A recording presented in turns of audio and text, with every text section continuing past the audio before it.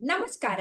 ಆಹಾರ, ಆರೋಗ್ಯ, ಅಧ್ಯಾತ್ಮ ಈ ಸಂಸ್ಕಾರದ ಬೆಳಕಿಗೆ ತಮ್ಮೆಲ್ಲರಿಗೂ ಸ್ವಾಗತ, ಸುಸ್ವಾಗತ. ಇವತ್ತು ನಮ್ಮೊಂದಿಗಿದ್ದಾರೆ ನಮ್ಮವರೇ ಕನ್ನಡತಿ ಡಾಕ್ಟರ್ ಶಕುಂತಲಾ ದಾವೇಶ್ವರ್. ಅವರು ಪುಣೆದ ಆರ್ಮ್ ಫೋರ್ಸಸ್ ಮೆಡಿಕಲ್ ಕಾಲೇಜ್ನಿಂದ MBBS ಮಾಡಿ ಮುಂದೆ ಸಫ್ದರ್ಜಂಗ್ ಹಾಸ್ಪಿಟಲ್ ನ್ಯೂ ಡೆಲ್ಲಿಯಲ್ಲಿ ಟ್ರೈನಿಂಗ್ ತಗೊಂಡು ಈಗ ಅವರು ದಿಲ್ಲಿಯಲ್ಲಿ ಅತ್ಯಂತ ಸುಪ್ರಸಿದ್ಧವಾದಂಥ ಫ್ಯಾಮಿಲಿ ಫಿಸಿಷಿಯನ್ ಆಗಿ ಕೆಲಸ ಮಾಡೋದ್ರ ಜೊತೆಗೆ ಕಳೆದ 40 ವರ್ಷದಿಂದ ಕೌನ್ಸಿಲಿಂಗ್ ಮಾಡ್ತಾ ಇದ್ದಾರೆ. ಕುಟುಂಬದ ಕೌನ್ಸಿಲಿಂಗು ಅತ್ಯುತ್ತಮ ರೀತಿಯಾಗಿ ಮಾಡ್ತಾ ಇದ್ದಾರೆ. ಅವರಿಗೆ ನ್ಯಾಷನಲ್ ಸೈನ್ಸ್ ಟ್ಯಾಲೆಂಟ್ ಸ್ಕಾಲರ್ಶಿಪ್ 1966ರಲ್ಲಿ with the scroll of honour for outstanding contribution to community and also medical profession ಅಂತ ಪಡೆದಿದ್ದಾರೆ. ಅವರು ಕಾಲಮ್ನಿಸ್ಟ್ ಕೂಡ, ಅಂಕಣಕಾರ್ತಿಯಾಗಿ ಕೂಡ ಸಮಾಜದಲ್ಲಿ ಪರಿವರ್ತನೆ ತೆಗೆರಕ್ಕೆ ಪ್ರಯತ್ನ ಮಾಡ್ತಾ ಇದ್ದಾರೆ. ನಮಸ್ಕಾರ ಶಕುಂತಲಾ ಅವರೇ. ನಮಸ್ಕಾರ. ನಮಸ್ಕಾರ. ತುಂಬಾ ತುಂಬಾ ತುಂಬಾ ಸಂತೋಷ ಆಯ್ತು ನೀವು ನಮ್ಮ ಆಹಾರ ಆರೋಗ್ಯ ಅಧ್ಯಾತ್ಮಕ್ಕೆ ಬಂದಿದ್ದು. ಈಗ ಏನಾಗಿದೆ ಅಂದ್ರೆ, ಒಂದು ಕಾಲಕ್ಕೆ ಮದುವೆ ಅಂತಂದ್ರೆ 7 ಜನ್ಮದ ಬಂಧನ ಅಂತ, 7 ಜನ್ಮಕ್ಕೂ ಅವರೇ ಗಂಡ ಅವರೇ ಹೆಂಡತಿ ಅಂತ ಸಪ್ತಪದಿ ತುಳಿದು ಅವರು ಮದುವೆ ಆಗ್ಬಿಟ್ರೆ ಅದು ಏನೇ ಆಗ್ಲಿ ಆಕಾಶ ಕಳಚಿ ಬಿದ್ರು ಅವರು ಒಟ್ಟಿಗೆ ಇರ್ತಾ ಇದ್ರು. ಆದ್ರೆ ಈಗ ಹಾಗಿಲ್ಲ. ಮದುವೆ ಆಗಿ ಮಾರನೇ ದಿನಾನೇ ಅಥವಾ ಮದುವೆ ಆಗಿ ಸ್ವಲ್ಪ ದಿನಕ್ಕೆ ಏನು ಟ್ರಿವಿಯಲ್ ಇದಕ್ಕೆ ಡೈವೋರ್ಸು. ಬೆಂಗಳೂರಲ್ಲಿ ಒಂದು ದಿನ 680 ಕೇಸು ರಿಜಿಸ್ಟರ್ ಆಯ್ತು ಫ್ಯಾಮಿಲಿ ಕೋರ್ಟ್ ಅಲ್ಲಿ. ನಾವು ಅಲ್ಲಿ ಕನ್ನಡದಲ್ಲಿ ಮಾತಾಡ್ಬೇಕು ಅಂತ ಹೇಳೋಕ್ ಹೋದಾಗ ಅಲ್ಲಿ ಫಿಶ್ ಮಾರ್ಕೆಟ್ಗಿಂತಲೂ ಜನ ಜಾಸ್ತಿ ಈ ಫ್ಯಾಮಿಲಿ ಕೋರ್ಟ್ ಅಲ್ಲಿ. ಅಂದ್ರೆ ಅಷ್ಟು ಮಟ್ಟಿಗೆ ಆ ಗಂಡ ಹೆಂಡಿನ ಸಂಬಂಧ ಹಳಸ್ ಹೋಗ್ಬಿಟ್ಟಿದೆ, ಕೆಟ್ಟು ಹೋಗ್ಬಿಟ್ಟಿದೆ. ಹಳೆ ಕಾಲದ 12ನೇ ಶತಮಾನದಲ್ಲಿ ಗಂಡ ಹೆಂಡಿರು ಒಂದಾಗಿ ಮಾಡಿದ ಭಕ್ತಿ ಹಿತವಾಗಿಪ್ಪದು ಶಿವಂಗೆ ಅನ್ನೋದನ್ನ ಮರ್ತು ಬಿಟ್ಟಿದ್ದಾರೆ. ನಾ ಅಂತ ನಾಯಿಗಳ ತರ ಕಚ್ಚಾಡ್ತಾ ಇದ್ದಾರೆ. ನೀವೇನ್ ಹೇಳ್ತೀರಿ ಇಂಥವ್ರಿಗೆ? ಇದಕ್ಕೋಸ್ಕರ ಸೆವ್ರಲ್ ಕಾರಣಗಳಿದೆ. ಒಂದು ಬಂದು ಮೊದಲು ಫ್ಯಾಮಿಲಿ ಇವೆಂಟ್ ಮ್ಯಾರೇಜ್ ಅಂತ ಎಲ್ಲರೂ ತಾಯಿ ತಂದೆ ರಿಲೇಟಿವ್ಸ್ ಆಮೇಲೆ ಪೂಜಾರಿ ಎಲ್ಲರೂ ಸಜೆಸ್ಟ್ ಮಾಡ್ತಾ ಇದ್ರು. ಆಮೇಲೆ ಎಲ್ಲಾ ವಿಷಯ ಯೋಚನೆ ಮಾಡಿ ಯಾವ ಮ್ಯಾಚ್ ಸರಿಯಾಗಿರುತ್ತೆ, ಹಾರೋಸ್ಕೋಪ್ ಕೂಡ ಮ್ಯಾಚ್ ಮಾಡ್ತಾ ಇದ್ರು. ಅದಕ್ಕೆ ಅಂದ್ರೆ ಅದು ಒಂದು ಸೈನ್ಸ್ ಆಗಿತ್ತು.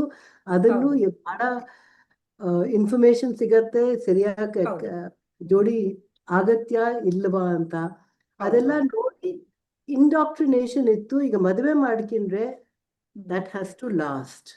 You cannot just walk out of it. It is not like changing your sari and saying today I don't want this, I want bandhani work and just wearing another.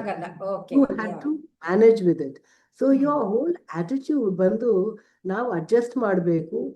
ಹೇಗೆ ಎಲ್ಲಾರನ್ನು ಸಂತೋಷವಾಗಿ ಇಡಬೇಕು, ಹೇಗೆ ಪೀಸ್ಫುಲ್ ಆಗಿರ್ಬೇಕು.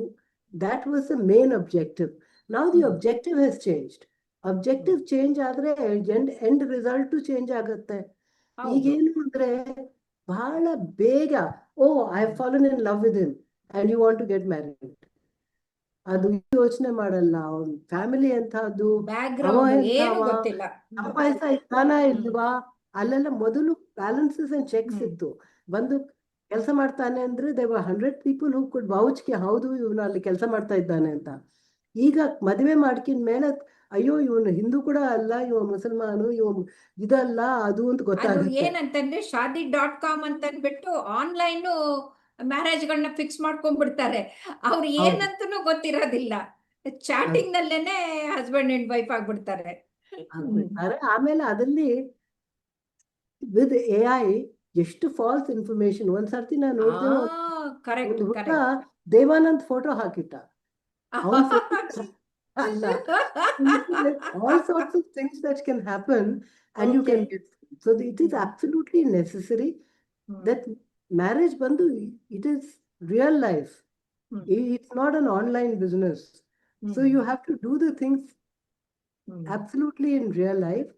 Meet ಮಾಡಿ ಆಮೇಲೆ ನಮಗೆ ಸ್ವಲ್ಪ character reading plus questions ಹೇಗೆ ಮಾತಾಡಬೇಕು, ಅದರಲ್ಲಿ ಎಷ್ಟು ಇನ್ಫಾರ್ಮೇಶನ್ ನಮಗೆ ಸಿಗತ್ತೆ. routinely 10 ವರ್ಷ 12 ವರ್ಷಕ್ಕೆ there was a program in Delhi where the army was organizing these little workshops of 3 months. ಎಲ್ಲಿ, the children who have grown up in the modern world, ಹೇಗೆ after you meet a boy, how will you assess ಇವ ನನ್ಕೋಸ್ಕರ ಸರಿಯಾಗಿದ್ದಾನ ಇಲ್ವಾ? What are the sort of interactions I should, not that you hold hands and go to the park or a cinema, ಇಲ್ಲ ಹಾ ಹಾ sing filmy songs. Instead, what are the sort of, this is the counseling I used to do, what are the sort of pointed questions you can ask in order to be able to judge a man? You see, otherwise, how are you going to judge? And they said, he can tell lies. I said, anyone can tell lies. But depending on the questions that you ask, there is often no scope.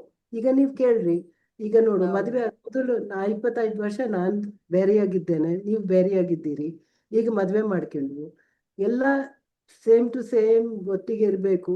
ಆದ್ರೆ ಮೊದಲಿದ್ದಿದ್ದ life ನಂದಿದೆ. Suppose ನಾನು ಆಫೀಸ್ನಲ್ಲಿ ಕೆಲಸ ಮಾಡ್ತಾ ಇದ್ದೇನೆ. Suppose suddenly ನನ್ ಯಾವುದೋ ಒಂದು old friend rings me up and says, come on, let's have coffee. I'm going to leave in another 5 hours. I just got your number. Let's have coffee. What would be your reaction if I went out and had coffee with him and I could not get in touch You with him? should not be offensive. Yeah. So You should what not would it get be? offended. And I can come home and tell you, because suppose he comes in the office and meets me and we have a cup of coffee and some colleague posts a picture of, WhatsApp picture. ಕೂತ್ಕೊಂಡು coffee ತೆಗೆದುಕೊಳ್ತಾ ಇದ್ದಾರೆ. ಹೊಟ್ಟೆ ಕಿಚ್ಚು. What will be your impression? Will you give me an opportunity to talk or not to talk? And will you first ask me or wait for me to tell you when I come home and then draw your conclusion? So just, there's no scope for him to tell a lie. He will tell what he thinks. And that can give you an idea of what is the mindset of this man. Adake, suppose I get a letter. Are you going to open my letter? You see, one man actually said, नहीं, शादी के बाद तो कोई secrets नहीं होना चाहिए, मैं खोल लूंगा. Now I said, खोल लोगे या उनसे पूछोगे पहला?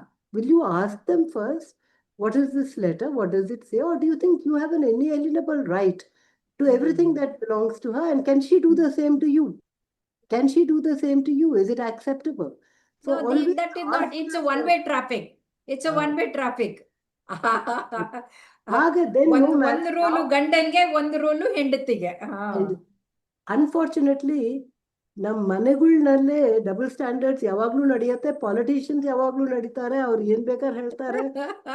On their statements. So double standards can never call for a good relationship. Good relationship ಅಂದ್ರೆ ತಪ್ಪಾದ್ರೆ we have to be ready to apologize. In fact, that's one of the rules I set when I do a marriage counseling. You see, think about it, and ಇಬ್ರು ನೀವೇನ್ ಮಾಡ್ಬೇಕು ಅಂದ್ರೆ, day time ನಲ್ಲಿ if you had a quarrel, cold war, ಮಾತಾಡೋದಿಲ್ಲ, ಕುಟ್ಟಿ ನೀ ಆ ಕಡೆ ಹೋಗೋಣ, by night you must make up. And the rule for making up is say I'm sorry, not because you are wrong necessarily, but you are sorry the situation. Even if you're right, say sorry. Okay. Even yes, because it is for the situation that is arisen.